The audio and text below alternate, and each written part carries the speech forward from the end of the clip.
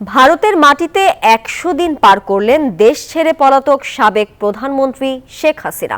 এর মধ্যেই কূটনৈতিক পাসপোর্টে ভারতে অবস্থানের বৈধ মেয়াদ শেষ হয়েছে, তবুও সেখানেই আছেন তিনি। তার বিরুদ্ধে ইন্টারপোলের রেড নোটিশ জারির প্রক্রিয়া শুরু করেছে অন্তর্বর্তীকালীন সরকার।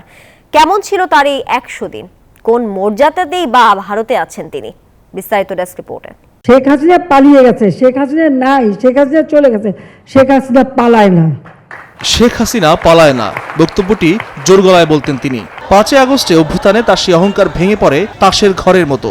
দেশের কোনো সরকার প্রধানের এভাবে পলায়ন এবারই ছিল প্রথম। পালিয়ে আশ্রয় নেন প্রতিবেশী দেশ ভারতে।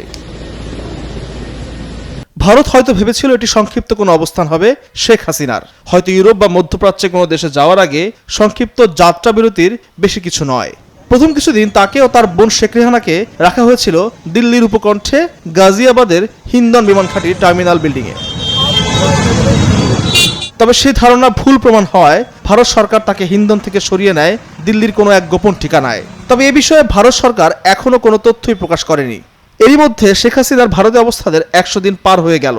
তাকে ঘিরে ভারত সরকার কঠোর গোপনীয়তা রক্ষা করছে, তাই জানা যাচ্ছে না খুব বেশি কোনো তথ্য।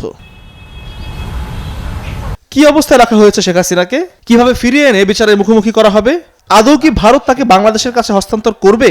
জনমনে প্রশ্নের ফুলঝুরি। গুলি প্রাণ ঝরে গেল। ভারতে শেখ হাসিনার কূটনৈতিক পাসপোর্টের বৈধতার মেয়াদ পেরিয়ে গেছে, তাই ভারতেও প্রশ্ন উঠেছে কোন মর্যাদায় ১০০ দিন ভারত পার করলেন তিনি। সম্প্রতি ভারত সরকার স্বীকার করেছে শেখ হাসিনাকে বাংলাদেশের সাবেক প্রধানমন্ত্রী হিসেবে দেখছে নয়াদিল্লি। গণহত্যার অভিযোগে শেখ হাসিনার বিরুদ্ধে অভিযোগ করা হয়েছে আন্তর্জাতিক অপরাধ ট্রাইব্যুনালে, মামলা হয়েছে আরো অনেক। এমন অবস্থায় ইন্টারপোলের মাধ্যমে তাকে দেশে ফেরাতে চায় অন্তর্বর্তী সরকার। রেড নোটিশ জারির প্রক্রিয়া শুরু হয়েছে। এখন দেখার পালা আর কতদিন পলাতক থাকতে পারেন শেখ হাসিনা। আমি পড়া করি নাই। আল মোহাইমিনুল খান, নিউজ 24, ঢাকা। আমি আসবো।